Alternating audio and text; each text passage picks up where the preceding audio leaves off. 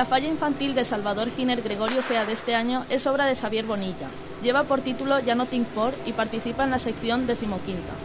La realidad es que los más pequeños cada día saben más y por eso ya no son tan miedosos. La falla muestra de manera divertida los monstruos de la infancia que han dejado sin dormir a más de uno.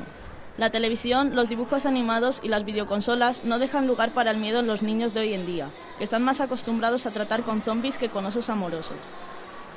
Estas jóvenes generaciones que sin duda vienen pisando fuerte se han hecho inmunes al terrible Frankenstein y al conde Drácula que más que dar miedo dan risa. Una falla divertida y llena de ninots que son para todos conocidos desde la bruja avería hasta el simpático Monstruos de S.A., que ha enseñado a los niños que ser monstruo no es tan malo y que ellos también tienen su corazoncito. Los tiempos están cambiando y los más pequeños no se quedan atrás y ahora son ellos los que a veces nos asustan.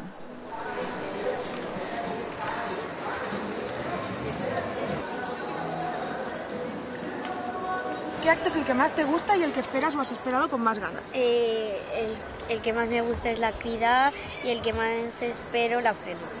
¿Por qué son los que más te gustan? Porque vas con toda tu comisión a la Virgen. ¿Ser fallera mayor infantil es como te lo esperabas? Sí. Porque para mí ser fallera mayor infantil es muy importante. ¿Has pensado en qué ninot vas a indultar y por qué te gusta ese? Sí, ya he pensado en el que más me gusta y porque es muy chulo. Es la luna. ¿Y te gustaría repetir cuando seas mayor y ser fallera mayor? ¿Y por qué? Sí, porque cuando eres fallera mayor puedes ir a más actos. Y a ver, ahora centro.